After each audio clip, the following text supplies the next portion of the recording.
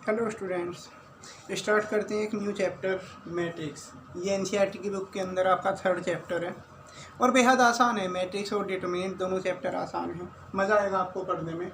तो बात कर लेते हैं सबसे पहले कि मैट्रिक्स क्या होती है। तो मैट्रिक्स की डेफिनेशन तो लिखी हुई है, matrix an arrangement of data in the form of row and column. कुछ इस तरीके से लिखा हुआ है कि मैट्रिक्स क्या है, रो और कॉलम के रूप में डाटा का अरेंजमेंट है। अरेंजमेंट है मतलब मैट्रिक्स कोई न्यूमेरिक वैल्यू नहीं है, मैट्रिक्स एक अरेंजमेंट है। जैसे सपोज डाटा से मतलब क्या होता है, कोई भी इंफॉर्मेशन, जैसे बच्चों के नाम भी हो सकते हैं, कुछ वेरिएबल एक्स वाई जेड हो सकते हैं, कुछ नंबर्स हो सकते हैं 1 2 3 वगैरह। तो सपोज मैंने बच्चों के रोल नंबर इस तरीके से लिख दिया 1 2 5 7 3 9, कुछ भी ऐसे अरेंजमेंट हमने यहाँ पर कर दिया और ऐसे हमने कुछ 6 बच्चों को।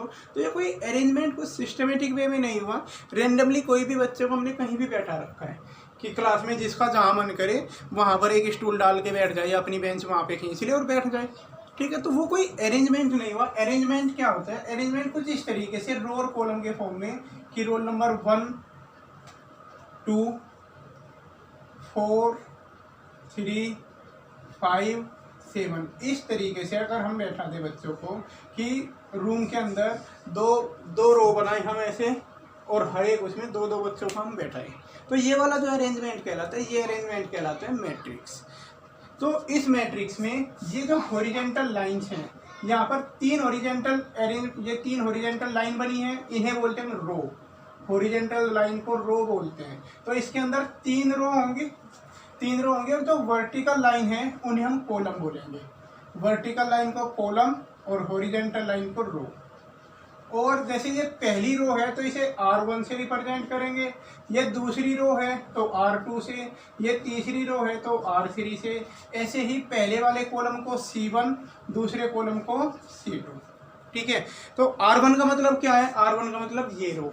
अब ये जो एंट्री लिखी हुई है मैट्रिक्स के अंदर, इन एंट्रीज के लिए एक वर्ड यूज होता है एलिमेंट।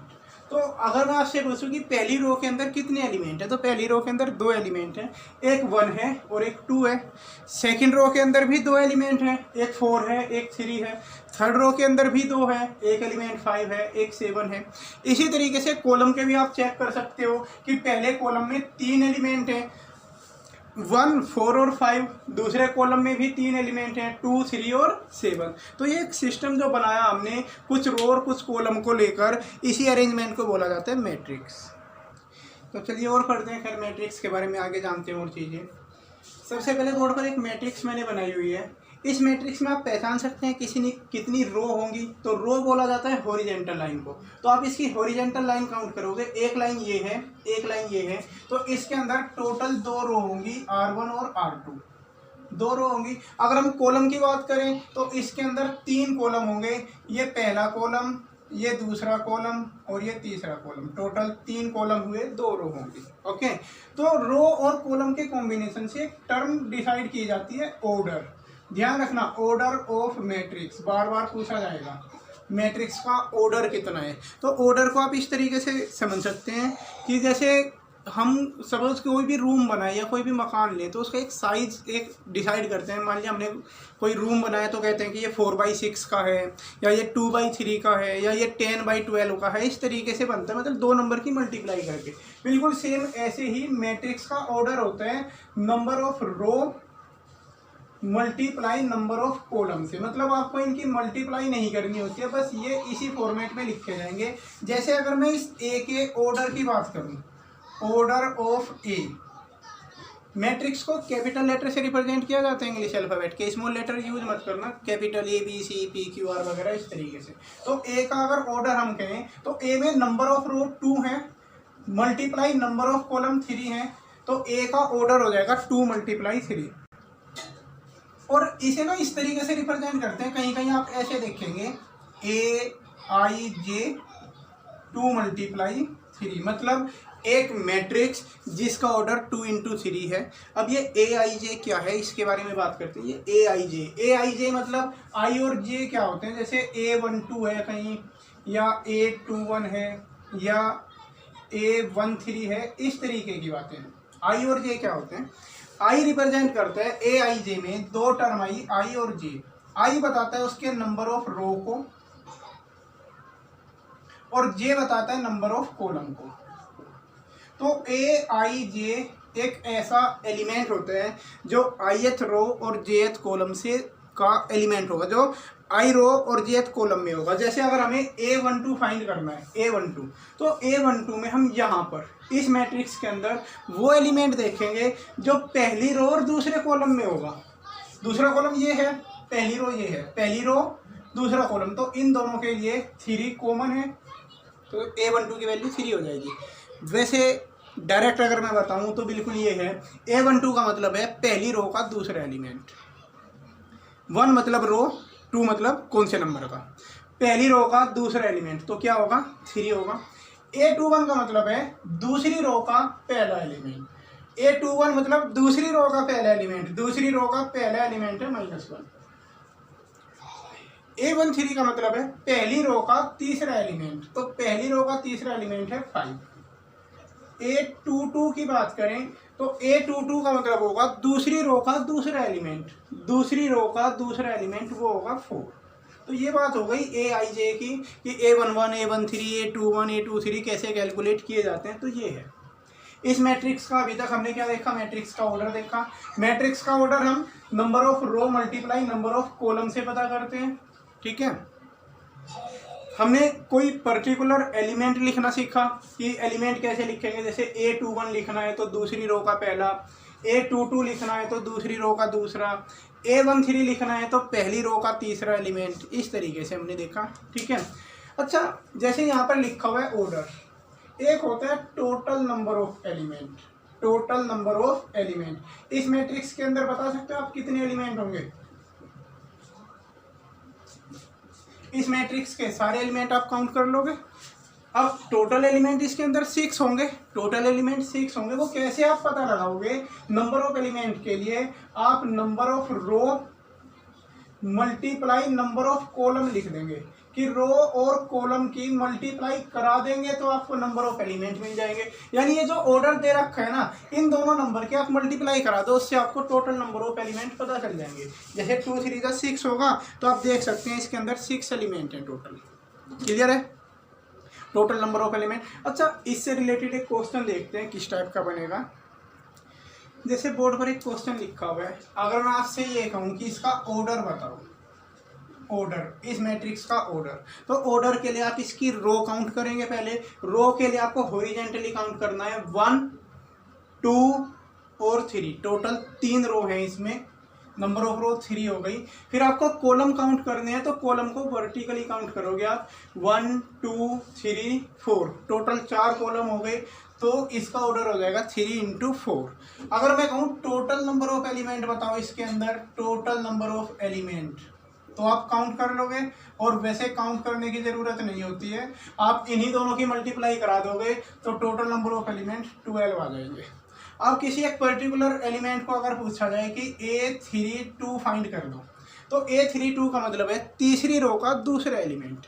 तीसरी रो ये है, इसका दूसरा एलिमेंट ये होगा, तो तीसरी रो का दूसरा एलिमेंट -9 होगा। कोई आपसे कहने लगे A24 फाइंड कर दो, तो A24 का मीनिंग है सेकंड रो का फोर्थ एलिमेंट। तो सेकंड रो ये है और इसका फोर्थ एलिमेंट होगा 7। तो इस तरीके से आप एलिमेंट फाइंड कर सकते हैं, ऑर्डर फाइंड कर सकते हैं, और कोई से पर्टिकुलर एलिमेंट को भी फाइंड कर सकते हैं आप। अब क्वेश्चन अगर इसी का रिवर्स हो, यहाँ हमने ये देखा कि टोटल नंबर ऑफ एलिमेंट की जब बात की जाती है, टोटल नंबर ऑफ एलिमेंट की, तो वो इस ऑर्डर की मल्टीप्लाई से मिलता है हमें। ऑर्डर में पहले नंबर ऑफ रो लिखते हैं, बाद में नंबर ऑफ कॉलम। 3 × 4, 3 × 4 का मतलब है मैट्रिक्स में 3 रो होंगी, 4 कॉलम होंगे, ओके। लेकिन 4 × 3 का मतलब है मैट्रिक्स में 4 रो होंगी और 3 कॉलम होंगे, मतलब सिचुएशन सेम होती है। 3 × 4 और 4 × 3 दो अलग अलग मैट्रिक्स को रिप्रेजेंट करते हैं। 3 × 4 का मतलब 3 रो और 4 कॉलम वाला मैट्रिक्स, 4 × 3 का मतलब 4 रो और 3 कॉलम वाला मैट्रिक्स, ओके। अब अगर किसी क्वेश्चन में आपको टोटल नंबर ऑफ एलिमेंट पता हो, जैसे मैं इसी का रिवर्स आपको कहूँ कि बेटा टोटल नंबर ऑफ एलिमेंट 12 है, तो कौन कौन से ऑर्डर के मैट्रिक्स बन सकते हैं, एक इस टाइप का क्वेश्चन हम बनाएं। अगर आपको कह दें कि अगर टोटल नंबर ऑफ एलिमेंट 12 हों तो सारे पॉसिबल ऑर्डर्स बताओ क्या क्या हो सकते हैं। तो फिर बस हमें खाली इतना देखना है कि ये जो 12 आता है वो एक्चुअली किन किन नंबर की मल्टीप्लाई से हमें मिल सकता है। तो 12 आपको किस किस नंबर की मल्टीप्लाई से मिलेगा, एक तो 1 इंटू 12 से मिलेगा आपको, एक 12 इंटू 1 से भी मिल जाएगा, या फिर 2 इंटू 6 और 6 इंटू 2 इन दो नंबर की मल्टीप्लाई से। और भी आता है आपके माइंड में कुछ, एक 3 इंटू 4, 4 इंटू 3, और भी तो और तो नहीं होंगे। तो 12 के पॉसिबल ऑर्डर कितने हुए, 1 2 3 4 5 और 6। तो ऐसे मैट्रिक्स जिसमें 12 एलिमेंट होंगे, टोटल 6 ऑर्डर पॉसिबल है ऐसे मैट्रिक्स के, 12 एलिमेंट वाले मैट्रिक्स के। Okay, 6 order. इसी तरीके से मान लिया सपोज आपको टोटल नंबर ऑफ एलिमेंट 11 कह दें, कोई 11 एलिमेंट है या 11, और आपसे ये पूछा जाए कि पॉसिबल ऑर्डर बताइए, तो 11 किस किस से मिलके बनता है। 11 एक तो बनेगा 1 मल्टीप्लाई 11 से, एक बनेगा 11 मल्टीप्लाई 1 से। क्या और भी पॉसिबल है कोई, तो और तो नहीं है इसमें कोई भी, सिर्फ इतने ही होंगे, 1 इंटू 11 या 11 इंटू 1। तो टोटल 2 ही ऑर्डर पॉसिबल होंगे। तो अगर आपको टोटल नंबर ऑफ एलिमेंट दे रखे हों तो आप ऑल पॉसिबल ऑर्डर लिख सकते हैं। एक्सरसाइज के अंदर सेकंड और थर्ड क्वेश्चन सेम यही है आपके, जो मैट्रिक्स वाली एक्सरसाइज है, फर्स्ट एक्सरसाइज। अब मैट्रिक्स में एक अलग टाइप के क्वेश्चन बन जाते हैं और ये इंपॉर्टेंट भी होते हैं, बोर्ड एग्जाम में पहले भी देखे गए इस टाइप के क्वेश्चन, कि कोई एक मैट्रिक्स बनवाएगा आपसे, construct a matrix of order 2 into 3 की मैट्रिक्स का ऑर्डर आपको दे रखा है, whose elements are given by, और एलिमेंट का एक फॉर्मूला लिखा होगा, एलिमेंट मतलब AIJ का एक फॉर्मूला ऐसे लिखा होगा, और ऑर्डर गिवन होगा तो उससे मैट्रिक्स बनवाएगा। तो इस टाइप के क्वेश्चन करने के लिए सबसे पहले आप लेट कर लो एक मैट्रिक्स ए बनानी है जिसका ऑर्डर हमें दे रखा है। तो ऑर्डर से पहले आपको रो और कॉलम पता चलेंगे कि इसके अंदर 2 रो होंगी और 3 कॉलम होंगे। तो आप 2 रो और 3 कॉलम वाली एक मैट्रिक्स डिसाइड कर लेंगे। देखिए इसी तरीके से होगी, मैंने डॉट डॉट से रिप्रेजेंट किया है यहाँ पर। जैसे ये वाली रो का इस एलिमेंट को अगर हम देखें, ये फर्स्ट रो का फर्स्ट एलिमेंट है तो इसे A11 लिख सकते हैं। ये फर्स्ट रो का सेकंड एलिमेंट है तो आप इसे A12 लिखोगे। ये फर्स्ट रो का थर्ड एलिमेंट है तो A13 लिखा जाएगा। ये सेकंड रो का फर्स्ट है तो A21, ये सेकंड रो का सेकंड, और जी ये हो जाएगा सेकंड रो का थर्ड एलिमेंट। इस तरीके से आपने एक स्केलेटन मैट्रिक्स बना लिया, एक रफ डिजाइन कर लिया मैट्रिक्स का, आपने डिजाइन कर लिया कि इस तरीके की होगी। तो अब आपको A11, A12, A13 की वैल्यू इस फॉर्मूले से फाइंड करनी है। जैसे आपको A11 चाहिए तो A11 का मीनिंग क्या हुआ यहाँ पर कि आप I की वैल्यू 1 यूज कर रहे हैं और J की वैल्यू भी 1 यूज की, तो I की वैल्यू 1 और J की भी 1 इसमें रख देंगे। तो 2 इंटू 1 माइनस 1/2, ये 2 माइनस 1 1 हो जाएगा तो 1/2 आएगा। अब A12 कैलकुलेट करनी है। A12 मतलब I की वैल्यू 1 और J की वैल्यू 2।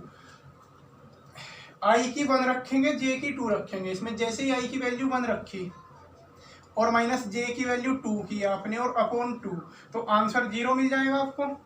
फिर A13 कैलकुलेट करोगे। A13 का मतलब है I की वैल्यू 1 और J की वैल्यू 3, तो उसमें I की वैल्यू 1 रख दो, J की वैल्यू 3 रखोगे और अपॉन 2 करोगे तो आंसर -1/2 मिल जाएगा। 3 एलिमेंट फाइंड हो गए।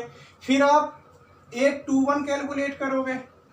A21 का मतलब है I की वैल्यू 2 और J की वैल्यू 1, यहाँ पर पुट करेंगे इसी तरीके से